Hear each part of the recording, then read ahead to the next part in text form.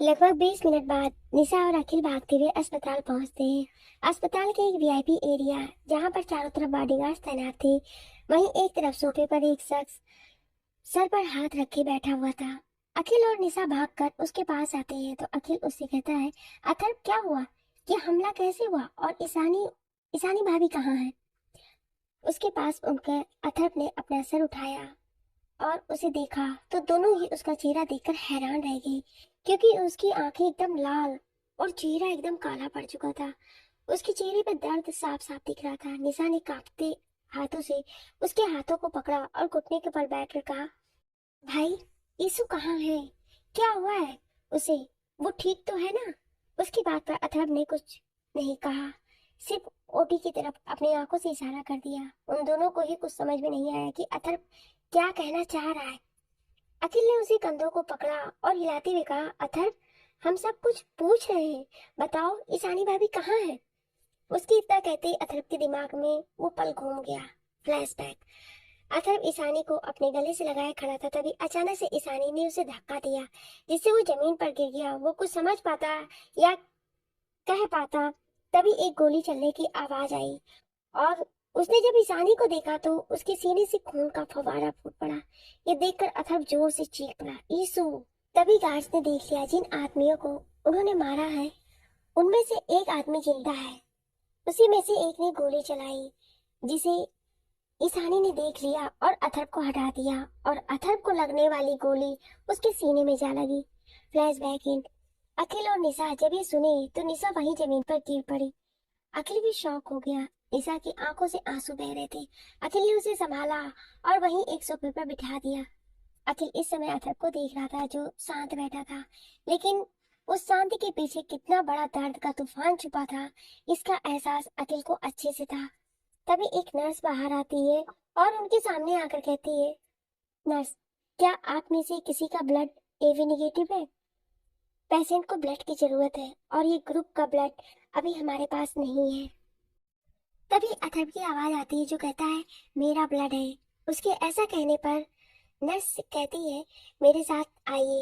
ये कहकर वो उसे अपने साथ लेकर चली जाती है। अथर्व को ईशानी के बगल वाले बेड पर ही लिटाया जाता है। इस समय इतना टाइम नहीं था, इसलिए डायरेक्ट उसका ब्लड ईशानी को चढ़ाया जा रहा था। नर्स ने अथर्व को कुछ समय बाद कहा, सर, अब आप ब्लड नहीं दे सकते, इससे ज्यादा ब्लड देना आपके लिए सही नहीं है। अथर्व, जो अब तक ईशानी के पीले पड़ चुके चेहरे को ध्यान से देख रहा था, वहीं नर्स की और अपनी खतरनाक नजरों से देखता है और कहता है, तुम्हें मेरी चिंता करने की जरूरत नहीं है, जितने ब्लड की जरूरत है निकाल लो। अगर मेरी वाइफ को कुछ भी हुआ तो मैं अस्पताल को आग लगा दूंगा। सभी डॉक्टर और नर्स अथर्व को अच्छे से जानते थे, इसलिए वो डर गए और जैसा अथर्व ने कहा वैसा करने लगे। कुछ देर बाद अथर्व ऑपरेशन थिएटर से बाहर आया। उसे हल्के हल्के चक्कर आ रहे थे, लेकिन फिर भी उसने इन सबको इग्नोर करके वहां रखी एक सोफे पर बैठ गया और ऑपरेशन थिएटर की ओर देखने लगा। अखिल उसके पास एक जूस का गिलास लेकर आया, लेकिन उसने पीने से मना कर दिया, तो अखिल ने उसे ईशानी की कसम देकर उसे पीने के लिए मजबूर कर दिया। ईशानी का नाम लेने पर अथर्व ने चुपचाप वो जूस पी लिया। ऑपरेशन अभी भी चल रहा था। ईशानी की कंडीशन का अभी किसी को भी पता नहीं था। थोड़ी देर बाद डॉक्टर बाहर आते हैं तो अथर्व उनसे पूछता है, डॉक्टर, कैसी है मेरी वाइफ? डॉक्टर को तो अथर्व को देखकर ही पसीना छूटने लगे थे। वो अपना पसीना पोंछते हुए कहते हैं, सर, हमने गोली निकाल दी है, लेकिन वो गोली उनके दिल के बहुत ही नाजुक हिस्से में लगी थी, जिससे उनका हार्ट रिस्पॉन्ड नहीं कर रहा है। हमने अपनी तरफ से पूरी कोशिश की है, लेकिन इसके आगे डॉक्टर चुप हो जाते हैं। अथर्व गुस्से से उस डॉक्टर की कॉलर को पकड़ता और हिलाते हुए कहता है, लेकिन क्या? साफ साफ बोलिए, मुझे मेरी वाइफ सही सलामत चाहिए। डॉक्टर ने डरते हुए कहा, सर, हमने अपनी तरफ से पूरी कोशिश की है। हम डॉक्टर हैं, कोई भगवान नहीं है। उनकी कंडीशन ऐसा बहुत ही ज्यादा क्रिटिकल है। अगर उनका हार्ट रिस्पॉन्ड नहीं किया तो या तो वो कोमा में जा सकती है या फिर इसके आगे डॉक्टर सर झुका लेते हैं। अथर्व की पकड़ डॉक्टर की बात सुनकर उसके कॉलर से हट जाती है। वो लड़खड़ा जाता है और मौके पर अखिल उसे पीछे से पकड़ लेता है। डॉक्टर तो वहां से अपनी जान बचाकर निकल जाते हैं। निशा का तो पहले से ही बुरा हाल था, अब वो और जोर जोर से रोने लगती है। अथर्व को अखिल संभालते हुए सोफे पर बिठाता है और कहता है, अथर्व, मेरी तरफ देख, भाभी को कुछ नहीं होगा। अथर्व देख मेरी तरफ। लेकिन अथर्व एक टक जमीन को घूरे जा रहा था। वहीं दूसरी ओर एक बड़े से बंगले में मानो गुस्से से पागल हुए जा रहा था। उसके सामने कुछ आदमी खड़े थे। उसने अपनी बंदूक उठाई और सामने खड़े एक शख्स पर चला दी और गुस्से से कहा, मैंने तुम लोगों को सिर्फ उस अथर्व को मारने को कहा था। तुम लोगों की हिम्मत भी कैसी हुई मेरी ईशानी पर गोली चलाने की? अगर उसे कुछ हो गया तो मैं तुमसे किसी को भी नहीं छोड़ूंगा। वहां खड़े हुए आदमी थे जिन्हें अथर्व और ईशानी पर हमला करके अथर्व को मारने के लिए मानो ने भेजा था। उसमें से कुछ आदमी जो छुपे हुए थे और बचकर मानो के पास आए थे, वहीं उसके सामने इस समय खड़े थे। मानो ने गुस्से में उन सभी को गोली मार दी और वो सभी वहीं मर गए। फिर उसने अपने बाकी के बॉडीगार्ड को देखा और इस कचरे को यहाँ से बाहर निकालो, ये बोलकर वो अपने कमरे में चला गया। वहीं दूसरी तरफ हॉस्पिटल में अथर्व ईशानी के पास ही बैठा हुआ था। वो उसके हाथों को पकड़कर उसके चेहरे को देख रहा था। अचानक से उसने ईशानी के शरीर को हिलते हुए देखा। ईशानी का ऐसे रिएक्ट कर रहा था जैसे वो तड़प रही हो। वो अपने हाथ पैर पटक रही थी। तभी डॉक्टर की टीम उसके वार्ड में आई और उसे चेक करने लगी। डॉक्टर ईशानी को चेक कर रही थी। तभी डॉक्टर ने कहा, जल्दी से इंजेक्शन तैयार करो। उसके इतना कहते ही एक नर्स ने उन्हें इंजेक्शन दिया। इंजेक्शन डॉक्टर ने लगाया लेकिन कोई रिएक्ट नहीं करा था। अचानक से ईशानी एकदम शांत हो गई। अथर्व अभी भी वहीं मौजूद था। डॉक्टर की इतनी हिम्मत नहीं थी कि उसे वहां से बाहर जाने के लिए कह सके। डॉक्टर ने जब ईशानी को शांत देखा तो उसकी आंखों को चेक करने लगे। उसके बाद उन्होंने जब मॉनिटर पर देखा तो उन सभी के चेहरे पर डर की रेखाएं उभर आई। अथर्व ने देखा कि जब सभी डॉक्टर शांत खड़े हैं तो उसने गुस्से से गरजते हुए उन सभी को देखा। कहा, तुम सब शांत क्यों खड़े हो? क्या हुआ है? बताओ जल्दी। तभी एक डॉक्टर ने अथर्व को मॉनिटर की तरफ दिखाया। वहां पर लाइन एकदम सीधी हो गई थी। अथर्व ने जब डॉक्टर की ओर देखा तो डॉक्टर ने अपना सिर नीचे झुका लिया और कहा, आई एम सॉरी सर, हम मैडम को नहीं बचा सकी। ये बोलकर उन सभी ने अपना सिर नीचे झुका लिया। अथर्व को तो सुनकर अपने कानों पर यकीन ही नहीं हो रहा था कि ईशानी उसे छोड़कर जा चुकी है। अथर्व एक टक किसी के चेहरे को देखे जा रहा था। अचानक से उसकी आंखों से आंसू बहने लगे। वो लड़खड़ाते कदमों के साथ ईशानी के पास गया और उसके चेहरे को हाथों में भर लिया। जब सभी डॉक्टर ने देखा कि अथर्व का ध्यान उनकी तरफ नहीं है तो वो सभी अपनी जान बचाकर धीरे से वहां से खिसक गए। जब वो सब बाहर आए तो निशा उनके पास गई और पूछने लगी तो डॉक्टर ने ना में सिर हिला दिया। निशा वहीं जमीन पर बैठ गई और जोर जोर से रोने लगी। अखिल भी उसे संभाल रहा था। आंसू तो उसकी आंखों से भी गिर रहे थे। वहीं वार्ड में अथर्व ईशानी के चेहरे को फिराए जा रहा था। उसने उसकी ओर देखा और कहा, ईशु, मैं जानता हूँ तुम मुझसे नाराज हो, लेकिन तुम ये नहीं कर सकती हो। तुम मुझे इतनी बड़ी सजा नहीं दे सकती हो ईशु, प्लीज उठ जाओ। वो बार बार उसे उठने के लिए रिक्वेस्ट कर रहा था लेकिन ईशानी की तरफ से उसे कोई भी रिस्पॉन्स नहीं आ रहा था। तभी उसके कंधे पर किसी का हाथ फील हुआ। जब उसने मुड़कर देखा तो अखिल और निशा वहाँ खड़ी थी। निशा अभी भी रोई जा रही थी।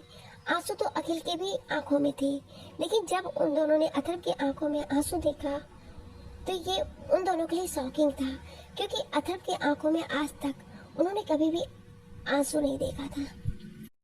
अखिल ने अथर्व को देखते हुए कहा, अथर्व, समझने की कोशिश कर, अब भाभी नहीं उठने वाली। उसने इतना ही कहा था कि अथर्व ने उसे धक्का दे दिया जिससे वो 2 कदम पीछे लुढ़क गया। उसके बाद उसने ईशानी को देखा और कहा, ईशु, ईशु देखो, ऐसा क्या कर रही हो? तुम जानती हो ना ये सब झूठ है, इसलिए चुपचाप उठ जाओ और सबको बता दो कि तुम ठीक हो। तुम जानती हो ना मुझे मेरा गुस्सा, तुम जानती हो ना अगर मुझे इस बार गुस्सा आया तो मैं तुम्हें भी माफ नहीं करूंगा। मैं तुम्हें बहुत बुरी तरह से पनिशमेंट दूंगा। मैं कह रहा हूँ उठो।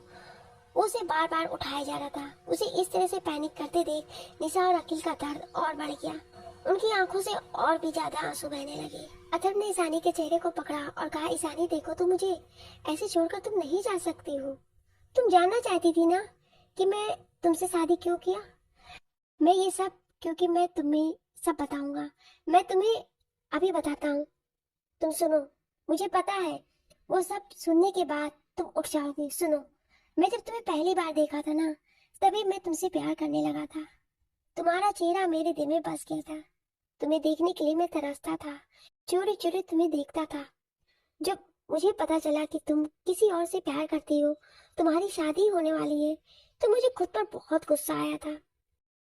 मैंने बैक आउट करने को सोच लिया था, क्योंकि मेरे लिए तुम्हारी खुशी सबसे ज्यादा इम्पोर्टेंट रखती थी।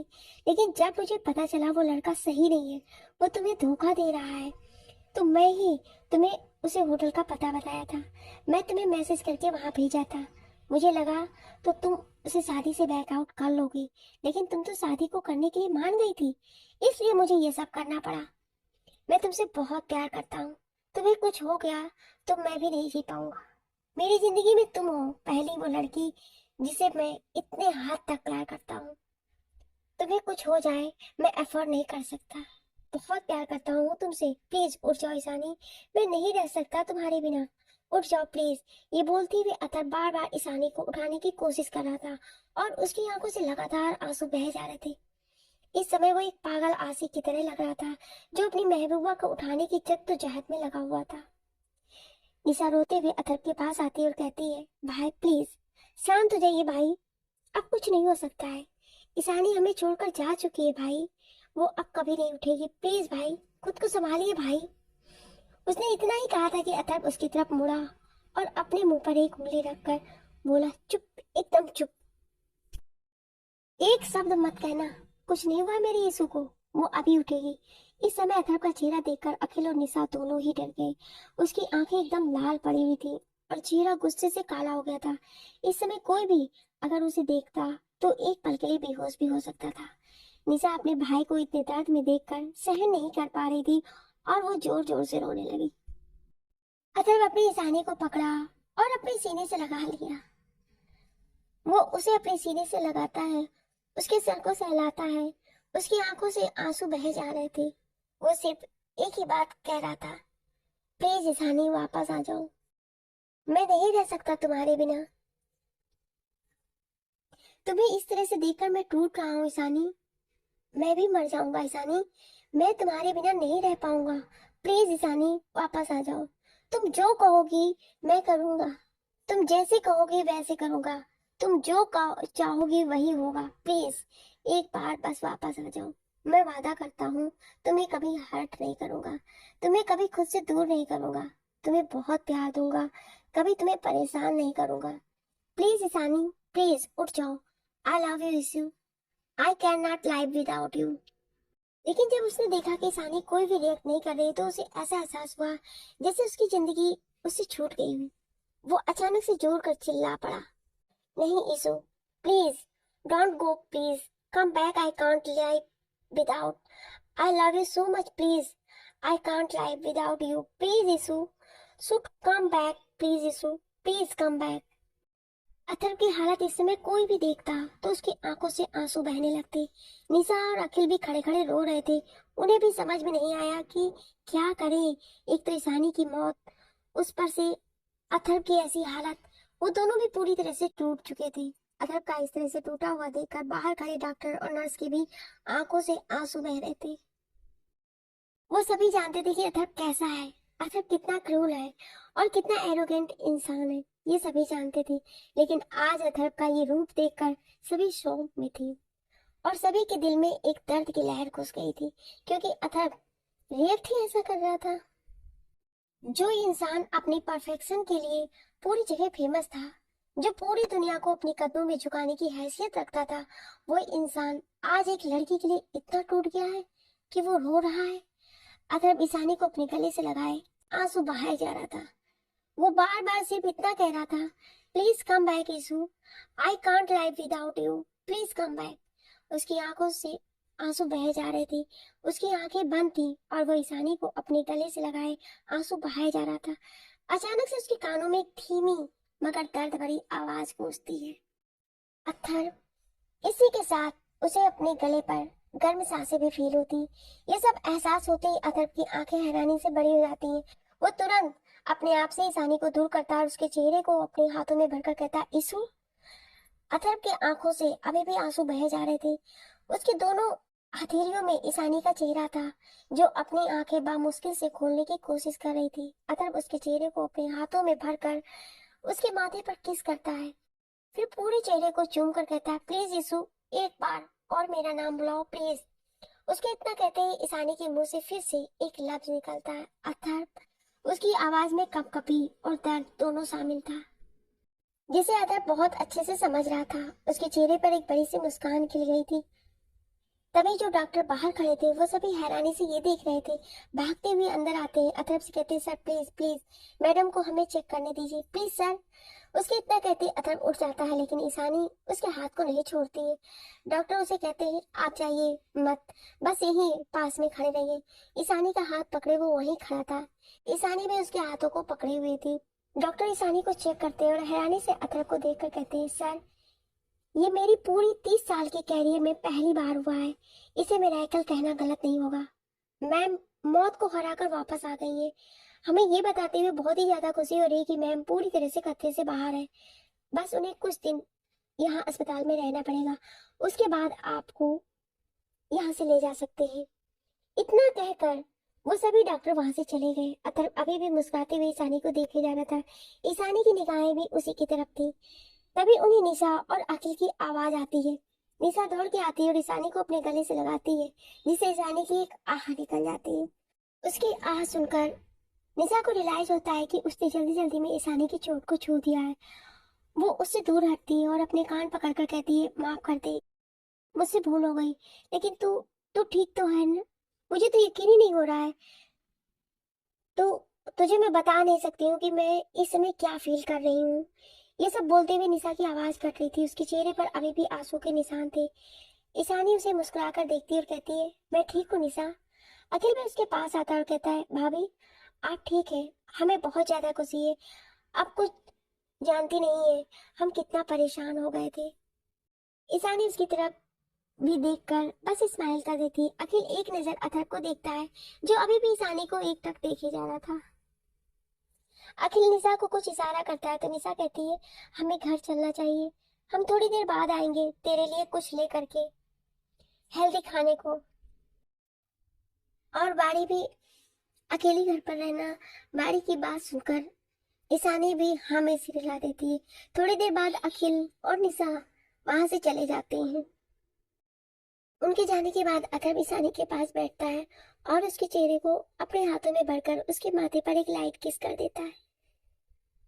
इस एहसास से ईशानी की आंखें बंद हो जाती है।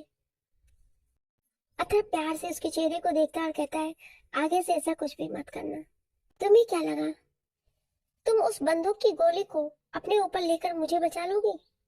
पागल, अगर तुझे कुछ हो जाएगा तो मैं कैसे जिंदा रह पाऊंगा? बहुत प्यार करता हूँ तुमसे, नहीं जी सकता तुम्हारे बिना। आगे से करने की हिम्मत भी मत करना, वरना जीते जी मर जाऊंगा मैं। ये बोलकर वो उसकी दोनों आंखों पर किस करता है। ईशानी कुछ भी नहीं कहती, बस अथर्व की एहसास में डूबी रहती है। अथर्व ईशानी को अपने सीने से लगाता है और सुकून से अपनी आंखें बंद कर लेता है। ईशानी को भी इस समय उसकी बाहों में एक सुकून का एहसास हो रहा था। थोड़ी देर बाद अथर्व को अपने सीने पर कुछ गहरी सांस महसूस होती है। वो ईशानी को झुककर देखता है तो ईशानी सो चुकी थी।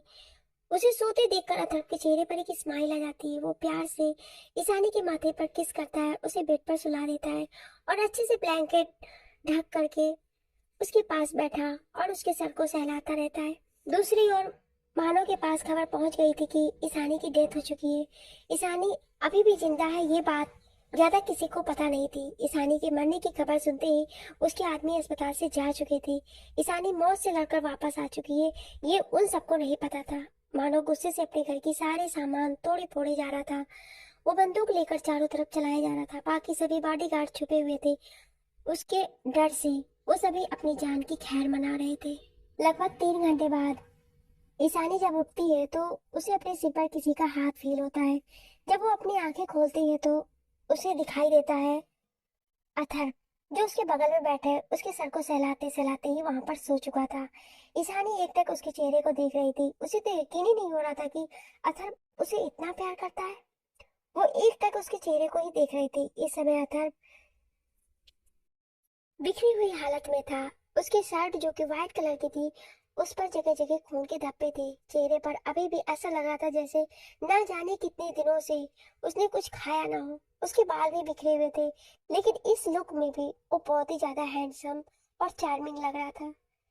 यार ये भी कह सकते हैं कि हम जिसे प्यार करते हैं वो हमें हर रूप में चार्मिंग और हैंडसम ही लगता है। ईशानी अपने एक हाथ को बढ़ाकर अथर के माथे पर बिखरे हुए बालों को समेटती है। उसकी उंगलियों की छुआ से अथर की नींद टूट जाती है। वो जब देखता है कि ईशानी जग चुकी है तो उसके पास बैठकर उसके चेहरे और अपने हाथों में भरकर कहता है, आप कैसा फील कर रही हो तुम? कहीं दर्द तो नहीं हो रहा है ना? ईशानी सिर्फ एक टक उसके चेहरे को देख रही थी। जब से उसने अथर्व को देखा था या जाना था, तब से वो उसे एक निर्दयी और एक हार्टलेस इंसान ही समझती थी। लेकिन आज अथर्व की केयरिंग साइड उसके सामने थी। हाँ, ये था कि वो अक्सर उसकी केयर करता था, लेकिन कभी ईशानी ने इस बात को नोटिस नहीं किया था। हमेशा उस पर गुस्सा ही रहती थी। उसे लगता था कि अथर्व ये सब सिर्फ उसे दिखाने के लिए कर रहा है। लेकिन आज वो समझ रही थी कि अथर्व वो सब उसके प्यार में करता था। लेकिन अभी भी उसे समझ में नहीं आ रहा था कि अथर्व को उससे प्यार क्यों हो गया। क्योंकि उसे जहां तक याद था कि पहली मुलाकात में उसने उस पर हाथ उठाया था। ईशानी को अपनी सोच में गुम देखकर अथर्व ने उसे हिलाते हुए कहा, ईशु, क्या हुआ? क्या सोच रही हो? उसके पुकारने से ईशानी अपने ख्यालों से बाहर आती है और अथर्व को देखकर कहती है, आपसे कुछ पूछ सकती हूँ अथर्व? अथर्व चौंक कर ईशानी को देखता और कहता है, अभी क्या कहा तुमने? उसकी बात पर ईशानी ने कहा, क्या मैं आपसे कुछ पूछ सकती हूँ? अथर्व ने नाम में सिर हिलाया और कहा, नहीं। इसके बाद क्या कहा तुमने? उसके बाद उसके बाद तो मैंने कुछ भी नहीं कहा। अथर्व कहता, नहीं, तुमने मुझे क्या कहकर पुकारा है? उसकी बात पर ईशानी कहती है, मैंने आपको अर्थ कहा। आपको बुरा लगा? अथर्व, नहीं। उसके चेहरे को अपने हाथों में भरा और कहा, सिर्फ तुम ही मुझे इस नाम से पुकार सकती हो। ईशानी उसे अजीब नजरों से देखने लगती है तो अथर्व कहता है, तुम्हें पता है, पापा मुझे इस नाम से पुकारते थे। उसके बाद आज पहली बार तुमने मुझे इस नाम से पुकारा है और हमेशा तुम मुझे इसी नाम से पुकारना। तुम्हारे मुंह से अपना ये नाम सुनकर मुझे बहुत सुकून मिल रहा है। उसकी बात सुनकर ईशानी के चेहरे पर एक स्माइल आ गई। फिर उसने पूछा, आपने मेरी बात का जवाब नहीं दिया। अथर्व ने कहा, तुम ये क्यों जानना चाहती हो कि मुझे तुमसे प्यार कब हुआ? उसकी बात पर ईशानी ने कहा, आपने कहा कि आप मुझसे बहुत प्यार करते थे, इसलिए आपने मुझसे शादी की। लेकिन जहां तक मुझे याद है, पहली मुलाकात में मैं आपकी इंसल्ट की थी और आप पर हाथ भी उठाया था। तो कोई कैसे प्यार कर सकता है? उसकी बात पर अथर्व कहता है, ये तुम्हारी भूल है। हमारी पहली मुलाकात थी। मैं उसके बहुत पहले से तुम्हें जानता था। ईशानी हैरानी से अपनी आंखें बड़ी बड़ी किए अथर्व को देख रही थी, जो मुस्कुराते हुए उसे देख रहा था। ईशानी ने कहा, पहली बार पहली मुलाकात हमारी कब थी? उसकी बात पर अथर्व उसे बताता है कि वो एक रोज उसके हॉस्पिटल में आया था कुछ डोनेशन के लिए। उसने उस दिन पहली बार देखा था जब वो एक बच्चे से बात कर रही थी। उस दिन से उसने ईशानी को पहली बार देखा और देखते ही उस पर अपना दिल हार गया। उसके बाद वो बहुत जगह ईशानी का पीछा करता था, उससे बात करने की कोशिश करता था, लेकिन हमेशा नाकामयाब ही रहता था। ये कह सकते हैं कि उसके मन में एक हिचक थी। ईशानी ने आगे कहा, शादी से एक दिन पहले आपने मुझे वो मैसेज करके होटल में बुलाया था? अथर्व हाँ में सिर हिलाता है तो ईशानी कहती है, मतलब आपको पहले से ही था? अथर्व कहता है, हाँ, मुझे पहले से पता चल चुका था, लेकिन मुझे उसकी सच्चाई बाद में पता चली, इसलिए मैं तुम्हें उससे दूर करना चाहता था। लेकिन जब मैंने देखा कि तुम अपनी बेवकूफी नहीं छोड़ रही हो, तो मुझे वो सब करना पड़ा। उसकी बात पर ईशानी मुंह बनाते हुए कहती है, क्या और कोई तरीका नहीं था? अथर्व उसके मुंह बनाने पर इस्माइल करके कहता है, तरीका तो बहुत थे, लेकिन अथर्व रायचंद का स्वैग ही अलग है। ईशानी आगे कहती, लेकिन उसके बाद आपने मुझे क्यों नहीं बताया? अथर्व उसकी तरफ आंखें छोटी करके देखता है और कहता है, तुम बताओ ना, मैं कहता तो तुम सुन लेती। तुम तो उस समय गुस्से की हाई लेवल पर थी। ईशानी मुंह बनाकर कहती है, तो कोई ऐसा करेगा तो क्या उस पर प्यार आएगा? गुस्सा ही आएगा ना? तो मुझे भी आया। और फिर आपने मुझे इसके आगे वो चुप हो जाती है, क्योंकि उसे याद आता है कि अथर्व ने कैसे किस किया था और कैसे वो अपर न्यूड थी उसके सामने। अथर्व को भी उन दोनों के बीच का वो पहला मूवमेंट याद आ गया जब उसने ईशानी को किस किया था। वो याद करते ही अथर्व के चेहरे पर एक टेबल स्माइल आ गई और ईशानी के चेहरे पर एक शर्म भरी मुस्कान आ गई। अथर्व जब ईशानी को शर्माते हुए देखा तो झुक के उसके कान में कहता है, अगर तुम चाहो तो वो मूवमेंट रोज आ सकते हैं। ईशानी का मन कर रहा था कि कहीं गड्ढा हो जाए और उसमें वो कूद जाए, वो अपने हाथों से अथर्व को पुश करके पीछे करती है, लेकिन उसके पुश करने का अथर्व पर कोई असर नहीं पड़ता है। अचानक से उसकी आंखें बड़ी हो जाती हैं, क्योंकि अथर्व ने अपने होंठ उसके गालों पे रख दिए थे।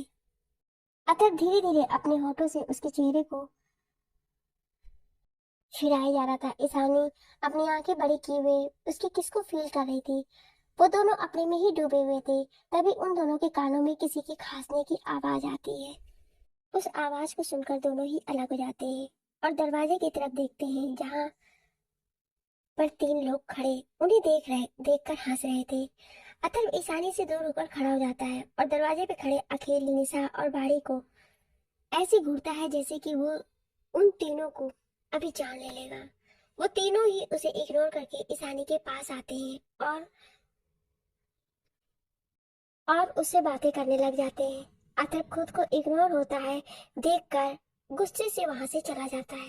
थोड़ी देर बाद निशा, अखिल और वाणी ईशानी से मिलकर घर जा चुके थे। ईशानी इस समय आराम कर रही थी और अथर्व वही सोफे पर बैठा लैपटॉप पर अपना कुछ काम कर रहा था। तभी उसे ईशानी की आवाज आती है तो अथर्व उसके पास जाता है। ईशानी उसको देखकर कहती है, अर्थ, आप किसी नर्स को बुला देंगे प्लीज। अथर्व उसे देखता है और कहता है, बताओ तो प्रॉब्लम क्या है। ईशानी उसे देखती है और कहती है, वो मेरे बाल मुझे चुभ रहा है, मुझे उससे बनवाना है, मैं अपने हाथ पीछे नहीं कर पा रही हूँ। अथर्व एक स्माइल करता है और ईशानी के बालों को समेट कर बांधने लगता है। हालांकि वो अच्छे से नहीं बांध पाता है, लेकिन उसने इतना तो बांध दिया था कि ईशानी को प्रॉब्लम ना हो। ये कहकर वो ईशानी के माथे पर किस करता है। वो दोनों बैठे हुए एक दूसरे को देख रहे होते हैं कि तभी ईशानी के रूम में एक लड़की आती है। उस लड़की ने थाई लेंथ ब्लैक कलर की ड्रेस पहन रखी थी। उसके हाथों में रेड रोजेस के फ्लावर के बुके थे। वो लड़की दरवाजे पर खड़ी हो गई। जब उसे अथर्व और ईशानी को इतने पास देखा, उसकी मुट्ठियां गुस्से से कस जाती हैं, लेकिन फिर भी वो अपने चेहरे पे झूठी मुस्कान लिए अंदर आती है। अथर्व को देखकर लग रहा था कि वो इस लड़की को पहचानता है, लेकिन ईशानी उस अनजान नजरों से देख रही थी। अथर्व ने उस लड़की को देखा और कहा, सांची, तुम यहाँ? जी हाँ, ये लड़की कोई और नहीं सांची थी, जो अथर्व से एम्यूजमेंट पार्क में मिली थी। सांची एक अदा से चलते हुए अथर्व के पास आती है और उसके उसके गले लगकर कहती है, थैंक गॉड तुम ठीक हो। ईशानी का उसको अथर्व के गले लगा बिल्कुल भी अच्छा नहीं लगता है। वो अपना चेहरा एक और कर लेती है। अथर्व सांची को खुद से दूर करता और कहता है, मुझे कुछ नहीं हुआ है, वो गोली ईशानी को लगी थी। सांची और ईशानी को देखती है, लेकिन उसे बिल्कुल भी अच्छा नहीं लगता है उसे देखकर, क्योंकि इस हालत में भी ईशानी बहुत खूबसूरत लग रही थी, उसके मेकअप किए हुए चेहरे से तो ज्यादा ही। सांची ईशानी की ओर देखकर अथर्व से पूछती है, ये कौन है? अथर्व सांची से अलग होकर ईशानी के पास जाता है, उसके पास खड़ा होकर उसे अपने एक हाथ से गले लगाकर कहता है, she is my wife, Ishani Atharva Raichand. Atharva के मुंह से ईशानी के लिए वाइफ सुनकर सांची के पैरों तले जमीन खिसक गई। उसे तो यकीन ही नहीं हो रहा था कि अथर्व ने शादी कर ली। उसकी मुट्ठियां गुस्से से कस गईं। वो अब ईशानी को जान से मार देना चाहती थी। सांची अपने दिल के जज्बातों को कंट्रोल करती है और ईशानी से मिलती है। वो ईशानी और अथर्व को शादी के लिए कॉन्ग्रेचुलेट कहती है। उसे ये सुनकर बिल्कुल भी खुशी नहीं हुई थी कि अथर्व ने ईशानी से शादी की थी, लेकिन उसे ऐसा पेंटेड करना ही था कि वो खुश है। वो अथर्व के चेहरे पर इसके लिए प्यार देख सकती थी, जो उसके दिल में खंजर लगने जैसा था। वो ज्यादा देर वहां पर नहीं रुक सकी और काम का बहाना बनाकर वहां से चली गई। बाहर आकर उसने गुस्से से अपना हाथ दीवार पर मारा और कहा, नहीं अथर्व, तुम ऐसा नहीं कर सकते हो, तुम किसी और से शादी नहीं कर सकते हो। मैं इतने सालों से तुमसे प्यार करती हूँ, तुम्हारे लिए मैंने सब कुछ छोड़ दिया, और तुम हो कि तुमने उस दो कौड़े की लड़की बहन जी से शादी कर ली। उस दो कौड़े की बहन जी को मारना होगा, उसे मैं तुम्हारी जिंदगी से निकाल कर रहूंगी, क्योंकि तुम सिर्फ और सिर्फ मेरे हो सकते हो। इसके अलावा मैं तुम्हें किसी का भी नहीं होने दूंगी। इस समय उसके चेहरे पर अथर्व के लिए पागलपन और ईशानी के लिए बेहद नफरत दिख रही थी। सांची वहां से आगे जा ही रही होती कि तभी वहां उसे दो लोगों की आवाज सुनाई देती है। वो दोनों कह रहे होते हैं कि ये खबर हमें सर को पहुंचानी होगी कि वो मैडम जिंदा है। अगर उन्हें पता चल गया तो वो बहुत खुश हो जाएंगे और हमें पैसे भी देंगे और माला माल भी कर देंगे। सांची को उनकी बातें सुनकर ज्यादा कुछ समझ में नहीं आया, लेकिन इतना तो समझ में आ गया कि वो इसके बारे में बात कर रहे हैं, वो उसके काम का हो सकता है। इसलिए वो उन दोनों आदमियों का पीछा करने लगी। लगभग आधे घंटे बाद वो एक बंगले के बाहर अपनी गाड़ी रोकती है और छुपती हुई उस बंगले के अंदर चली जाती है। वह एक पिलर के पीछे छुपकर बातें सुनती है। वो देखती है कि एक आदमी जो गुस्से में सोफे पर बैठा हुआ है, जब वो उन दोनों आदमियों की बातें सुनता है तो ईशानी जिंदा है, तो वो खुश हो जाता है और उन दोनों की तरफ नोटों की गड्डी फेंक कर उन्हें वहां से जाने को कहता है। फिर अपने एक आदमी से कहता है, तैयारी करो, मुझे जल्द से जल्द अथर्व की मौत चाहिए ताकि मैं ईशानी को अपने पास ला सकूं। उसने इतना ही कहा था कि तभी सांची बाहर आती है और कहती है, अगर तुम्हें वो लड़की चाहिए तो तुम्हें अथर्व को मारने की जरूरत नहीं है, मैं तुम्हारी मदद कर सकती हूँ उस लड़की को पाने में, लेकिन तुम उसके बदले में तुम्हें मेरी मदद करनी पड़ेगी। सांची को वहां देखकर उस आदमी ने उसके सिर पर बंदूक तान दी। वो आदमी कोई और नहीं बल्कि मानो था। मानो ने सांची पर गुस्साते हुए कहा, तुम कौन हो और यहाँ कैसे पहुंची? सांची ने उसकी बात सुनकर एक टेढ़ी मुस्कान देते हुए कहा, ये बात बाद में पूछना कि मैं कौन हूँ। इससे क्या मतलब है तुम्हें? तुम्हें तो बस इस बात से मतलब होना चाहिए कि तुम्हें ईशानी चाहिए और मुझे मेरा हर्फ चाहिए। अगर हम दोनों साथ आ गए तो उन दोनों को अलग कर सकते हैं और हमें अपना अपना प्यार मिल सकता है। अगर तुम मेरा साथ देना चाहो तो दे सकते हो, नहीं तो मैं खुद भी उन दोनों को अलग कर सकती हूँ, लेकिन तब मैं उस ईशानी को मार दूंगी तो तुम्हें वो ईशानी नहीं मिलेगी। और अगर तुम्हें ईशानी चाहिए तो तुम मेरी मदद करो, हम दोनों एक दूसरे की मदद से अपने अपने मकसद में कामयाब हो जाएंगे। ये कहकर उसने एक स्माइल देकर मानो को देखने लगी। थोड़ी देर बाद मानो ने उसकी ओर देखा और कहा, मुझे तुम्हारी डील मंजूर है, बताओ तुम्हारा क्या प्लान है? मानो और सांची एक दूसरे के सामने बैठे हुए थे। मानो ने सांची को देखा और कहा, वैसे तुम करना क्या चाहने वाली हो? उसकी बात पर सांची ने एक डेविड स्माइल करते हुए कहा, तुम देखते जाओ मैं क्या क्या करती हूँ। इसके बाद उसने मानो को कुछ बताया, जिसे सुनने के बाद मानो जोर जोर से हंसने लगा। मानो ने कहा, ठीक है, मैं तुम्हारी पूरी मदद करने को तैयार हूँ। दोनों ने एक दूसरे से हाथ मिलाया। उसके बाद आगे के प्लान को डिस्कस करने लगी। दूसरी ओर अस्पताल में अथर्व ईशानी के सामने सोफे पर बैठा लैपटॉप पर अपना काम कर रहा था और वहीं ईशानी बैठे बैठे बोर हो रही थी। उसे कुछ भी समझ में नहीं आ रहा था कि वो क्या करे। फिर उसने एक बार अपने लेफ्ट हैंड को देखा जहाँ पर कंधे से लेकर सीने तक पट्टियां बंधी हुई थी। उसे अपना लेफ्ट हाथ हिलाने तक की मनाही थी। ईशानी को बहुत गुस्सा आ रहा था अपने कंडीशन पर और उससे ज्यादा गुस्सा आ रहा था उसे अथर्व के ऊपर। वो उसे वहां बोर होने को छोड़कर बैठकर अपना काम कर रहा है। अचानक से उसकी नजर अपने साइड टेबल पर रखे फ्रूट बास्केट पर पड़ी।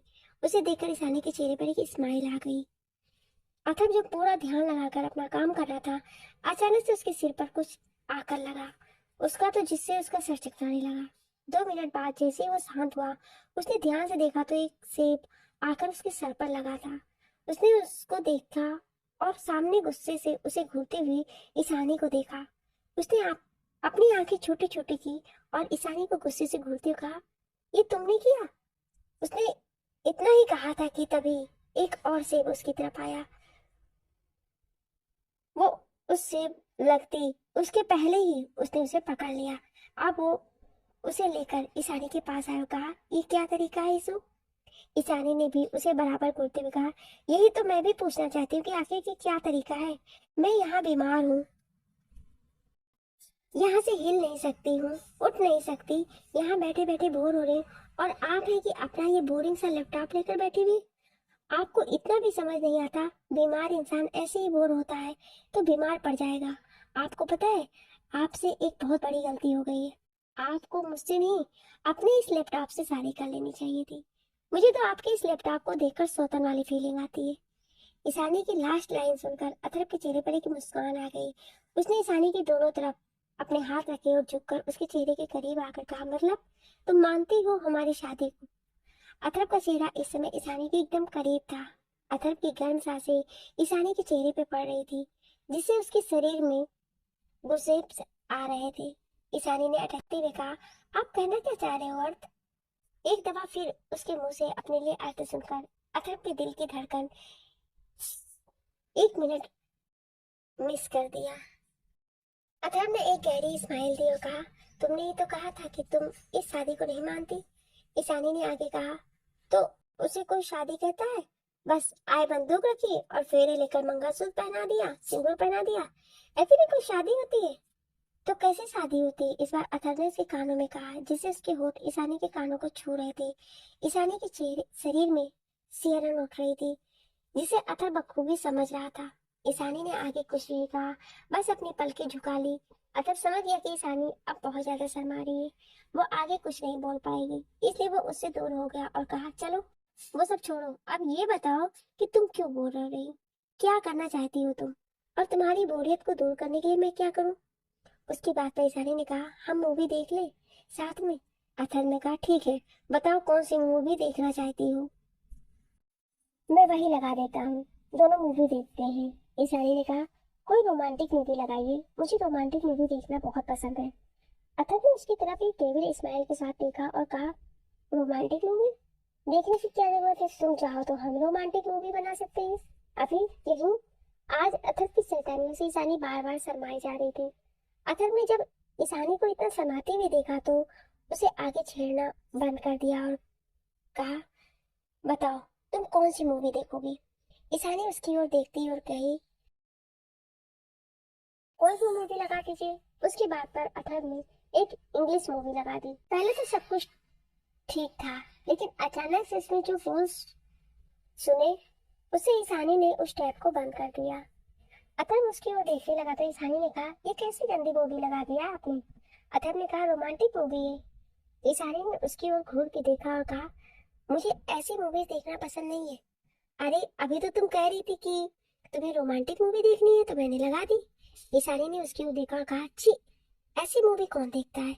उसकी बात पर अथर्व कहता है, ये क्या है ना, तुम ना रोमांस में वीक हो ना, इसलिए मैं तुम्हें रोमांटिक मूवी दिखाया था, ताकि तुम्हारी रोमांस चैप्टर स्ट्रांग हो जाए और मुझे ज्यादा मेहनत ना करनी पड़े। उसकी बात पर ईशानी पानी पानी हो गई। वहां कोई था जो इन दोनों के इस रोमांटिक माहौल को देखकर गुस्से से उबल रहा था। यह कोई और नहीं बल्कि मानव और सांची थे, जो छुप कर उन दोनों को देख रहे थे, और उन दोनों को इतना करीब आते देखकर दोनों के गुस्से का पारा हाई हुए जा रहा था। ऐसे ही 5 दिन बीत गए। ईशानी अब ठीक हो चुकी थी, हाथ की जेब पर भी अभी भी पट्टी होती थी, लेकिन अब उसे घर जाने की इजाजत थी। बस उसका ध्यान रखना था, जो कि अथर्व ने अपने ऊपर ले लिया था। अथर्व ईशानी के साथ मेंशन के लिए निकल चुका था। जैसे ही दोनों मेंशन के बाहर पहुंचे, पूरा मेंशन फूलों से सजा हुआ था। ऑफर्स पर बड़े बड़े अक्षरों से वेलकम लिखा हुआ था। चारों तरफ बहुत ही खूबसूरत सा माहौल बना हुआ था। अथर्व सहारा देकर ईशानी को अंदर लेकर आता है। जैसे ही वो चौखट पर कदम रखने वाला होता है, तभी किसी की आवाज आती है कि रुक जाओ। दोनों वहीं रुक जाते हैं और जब सामने देखते हैं तो अपने हाथों में आरती की थाल और एक कलश लिए हुए निशा चली आ रही थी। अथर्व ने निशा को देखकर कहा, ये सब क्या है निशु? निशा ने अथर्व को देखा और कहा, भाई, जब ईशु पहली बार इस घर में आई थी तो उसका किसी ने वेलकम नहीं किया था, इसलिए आज वो वेलकम मैं कर रही हूँ। ये कहकर उसने कलश को वहीं चौखट पर रखा और ईशानी और अथर्व की आरती उतारने लगी। दोनों को उसने तिलक लगाया और छत और फूल उनकी तरफ देकर उन दोनों की आरती उतारी। ईशानी से कहा कि वो अपने पैर से हल्का सा करके कलश को नीचे गिरा दे।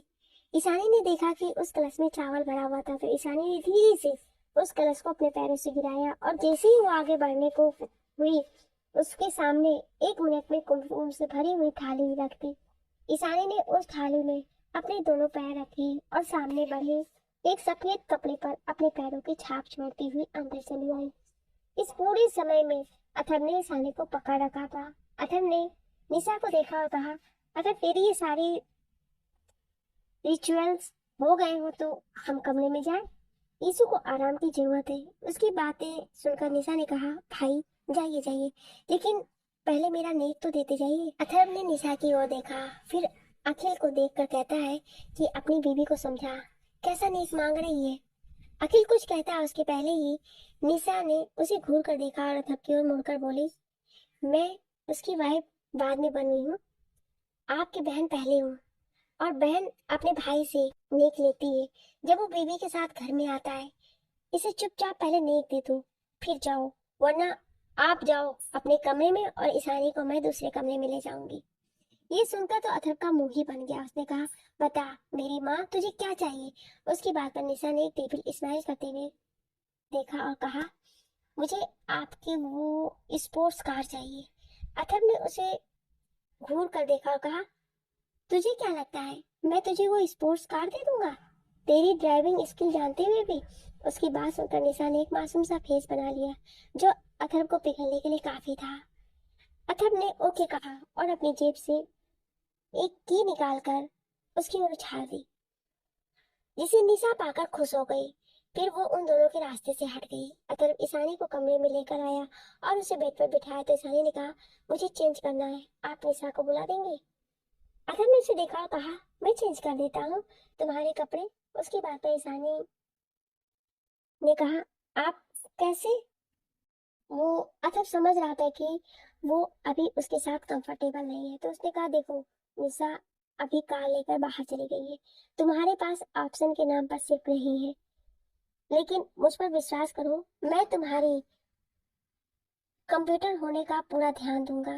ये कहकर अथर्व अपने कमरे की लाइट्स ऑफ कर दी और सारी खिड़कियां बंद करके पर्दे भी लगा दिया। अब कमरे में सिर्फ और सिर्फ अंधेरा था। उसने जाकर कवर से ईशानी के लिए एक कंफर्टेबल टी शर्ट और प्लाजो निकाल कर ले आया। उसने अपनी आंखें बंद कर ली और धीरे धीरे उसके कपड़ों को चेंज करवाया। ईशानी एक टक उसके चेहरे को देखे जा रही थी कि कितने सहजता से उसने उसकी असहजता को दूर कर दिया था। थोड़ी देर बाद जब ईशानी के कपड़े चेंज हो गए तो उसने सारी खिड़कियां खोल दी जिससे ताजी हवा आ सके। वहीं दूसरी ओर अखिल, बाड़ी और निशा कार लेकर लॉन्ग ड्राइव के लिए चले गए थे। निशा ड्राइव कर रही थी। सच में निशा की ड्राइविंग बहुत ही ज्यादा खतरनाक थी। अचानक से उसकी कार के सामने एक लड़की आकर गिर गई। उसने तुरंत कार रोकी और अखिल और निशा दोनों बाहर आए। बाड़ी को उन दोनों ने कार में ही बैठने को कहा। वो लड़की निशा की कार से तो नहीं टकराई थी, वो भागते भागते अचानक से रास्ते पर आकर गिर गई थी। दोनों जल्दी से उसके पास आए और जब उन दोनों ने उस लड़की का चेहरा देखा तो दोनों ही हैरान रह गए, क्योंकि दोनों ही इस लड़की को अच्छे से पहचानते थे। उन दोनों को वहां उसे देखकर थोड़ी हैरानी हुई, क्योंकि इस समय वो एक शादी की जोड़ी में थी जो कि अस्त व्यस्त, उसके सिर पर चोट लगी हुई थी जिससे साफ पता चला था कि वो कहीं से भाग कर आ रही है। अखिल ने तुरंत उसे गोद में उठाया और ले जाकर कार में सेटल कर दिया। फिर दोनों वहां से तुरंत कार से निकल गए। कार में निशा उस लड़की को एकटक देख रही थी। अखिल भी परेशान था। तभी बाड़ी ने पूछा, दीदी ये कौन है? उसकी बात पर निशा को समझ ही नहीं आया कि क्या कहे। तभी अखिल ने कहा, यह आपकी दीदी की फ्रेंड है। इधर ईशानी के कहने पर अथर्व उसे हॉल में लाया था। ईशानी को सोफे पर बैठाकर वो उसे अपने हाथों से सूप पिला रहा था। तभी दरवाजे से निशा, बाड़ी और उस लड़की को गोद में लिए अखिल मेंशन में इंटर हुआ। अखिल को गोद में किसी लड़की को देखकर अथर्व हैरान हो गया। उस लड़की का चेहरा बालों से ढका हुआ था जिसे वो पहचान नहीं पा रहा था। उसने निशा से पूछा, ये कौन है? तब तक अखिल ने उस लड़की को सोफे पर एक तरफ बैठा दिया था। सॉफ्ट वेयर पर बैठने के बाद अखिल ने जैसे ही उसके चेहरे से उसके बाल हटाए, उस लड़की का चेहरा देखकर अथर्व हैरान रह गया। उसके मुंह से इतना ही निकला, सांची? ईशानी भी उसे देखकर हैरान थी। अभी कुछ दिन पहले ही तो वो उन दोनों से हॉस्पिटल में मिली थी, तो आज यहाँ इस हालत में? दोनों को ही समझ में नहीं आ रहा था कि तभी अथर्व ने अखिल से पूछा, ये सांची ऐसी हालत में तुम लोगों के साथ हुआ क्या है, कोई बताएगा मुझे? उसके बाद पर निशा ने कहा, भाई हम सब लॉन्ग ड्राइव पर गए हुए थे, अचानक से ये हमारी कार के सामने आ गई। इसे देखकर लग रहा था ये बेहोश होकर गिर चुकी थी, जैसे ये किसी से भाग रही हो। हमें उस समय उसका वहां होना ठीक नहीं लगा, इसलिए हम इसे यहाँ लेकर आ गए। बाकी बात क्या हुई, कैसे हुई, ये तो इसके होश आने में ही पता चलेगा। अतः अखिल की ओर देखकर कहता है, ठीक है, अब तुम इसे गेस्ट रूम में ले जाकर सुला दो। फिर अपने एक सर्वेंट को देखकर कहता है, डॉक्टर को फोन लगाओ। थोड़ी देर बाद वो सभी हॉल में बैठे होते और डॉक्टर अंदर साक्षी को चेक कर रहे होते। थोड़ी देर बाद जब डॉक्टर बाहर आते हैं तो अखिल और अथर्व उनकी ओर देखते हैं तो वो डॉक्टर कहता है, देखिए वो स्ट्रेस और भागने की वजह से बेहोश हो गई है। उन्हें देखकर ऐसा लग रहा है जैसे उन्हें बहुत टॉर्चर किया गया हो। उनके सिर पे जो चोट थी मैंने पट्टी लगा दी है। इंजेक्शन दे दिया है, थोड़ी देर बाद उन्हें होश आ जाएगा और ये कुछ दवाइयाँ उन्हें दे दीजिएगा। अखिल ने वो पर्ची ले ली। उसके बाद वो डॉक्टर वहां से चले गए। अथर्व ने उन्हें थैंक यू कहा और डॉक्टर वहां से निकल कर अपनी गाड़ी में बैठे और जैसे ही आगे बढ़े थोड़ी दूर जाकर उन्होंने गाड़ी रोकी और अपना फोन लेकर किसी को नंबर डायल करने लगे। इस समय उनके चेहरे पे बहुत ही ज्यादा परेशानी झलक रही थी। सामने से जब किसी ने फोन उठाया तो डॉक्टर ने कहा, मैंने आपका काम कर दिया है, जैसा आपने कहा था वैसा मैंने कर दिया, अब मेरी बेटी को छोड़ दीजिए। उधर से कुछ कहा गया, फिर डॉक्टर ने फोन कट किया, वहां से निकल गए। रूम के अंदर अथर्व, विशाल, अखिल आए। उन लोगों ने सांची को देखा जो अभी तक सो रही थी। अखिल ने अथर्व को देखकर कहा, अथर्व तुझे भाभी के पास सोने की जरूरत होगी, जब भी होश में आएगी तो मैं किसी सर्वेंट को कहकर तुझे बुला दूंगा। अथर्व ने हाँ में सिर हिला दिया और वहां से चला गया। उसके जाने के बाद अखिल भी वहां से चला गया।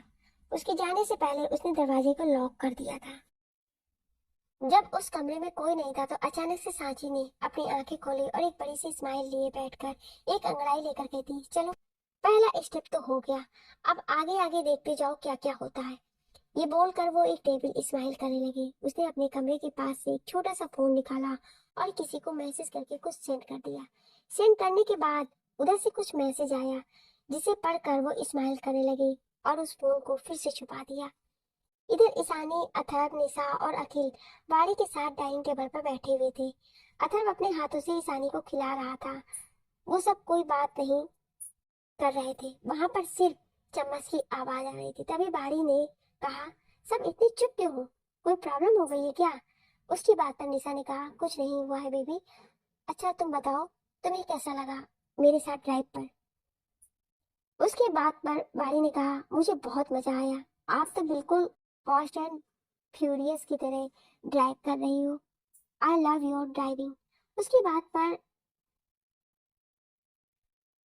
उसने कहा, थैंक यू मेरा बेबी। आज पहली बार तारीफ की थी, वरना उसे हमेशा ही डांट ही पड़ती थी क्योंकि वो बहुत फास्ट ड्राइव किया करती थी। अथर्व ने उन दोनों की बातें सुनकर कहा, आज के बाद तुम गाड़ी को लेकर अपने साथ कभी ड्राइव करने नहीं जाओगे। तुम्हें पता है ना, ये सब उसके लिए ठीक नहीं है। उसकी बात पर निशा कुछ जवाब देती, तब तक उन्हें सांची के कमरे से कुछ उसकी जोर से चिल्लाने की आवाज आती है। सभी उस आवाज को सुनकर अपना खाना छोड़कर गेस्ट रूम की ओर भागते हैं। जैसे ही वो लोग गेस्ट रूम के अंदर गए, वहां का नजारा देखकर वो लोग शॉक हो गए। सांची बेड पर बैठी हुई थी और बार बार पीछे की ओर खिसक रही थी और कह रही थी, मुझे छोड़कर मुझे जाने दो, मैं ये शादी नहीं कर सकती, प्लीज मुझे जाने दो, मुझे जाने दो प्लीज। उसे देखकर ऐसा लग रहा था जैसे उसके सामने कोई खड़ा हो और वो उससे डर रही हो। उसकी ऐसी हालत देखकर निशा, अखिल, ईशानी, यहाँ तक कि अथर्व भी हैरान था। तभी अथर्व ने अपनी रफ्तार आवाज में कहा, स्टॉप इट सांची। अथर्व की आवाज सुनकर एक पल के लिए सांची शांत होकर फिर उसने अपना सिर उठाकर अथर्व की ओर देखा तो दौड़ के आई और अथर्व के सीने से लग गई। उसे इस तरह से अथर्व के सीने से लगे देख कर ना जाने क्यों, लेकिन ईशानी की आंखों में हल्की सी नमी आ गई। सांची अथर्व से चिपकी हुई थी और बार बार यही कह रही थी, थैंक गॉड अथर्व तुम आ गए, तुम मुझे बचा लो। वो इंसान मुझसे जबरदस्ती शादी कर लेगा, वो बहुत बुरा है, वो मुझे बहुत टॉर्चर करेगा, प्लीज अथर्व मुझे बचा लो, मैं उससे शादी नहीं करूंगी, please help me please. Ishani से अब और नहीं देखा गया, इसलिए वो पलट कर वहां से धीरे से जाने लगी। अथर्व ने उसे वहां से जाते हुए देख लिया। वो भी उसके पीछे जाना चाहता था, लेकिन सांची ने उस पर अपनी पकड़ तेज कर दी। आखिर क्या फर्क पड़ेगा अथर्व ईशानी के रिश्ते पर सांची के आ जाने से? जानने के लिए सुनिए अगले भाग में।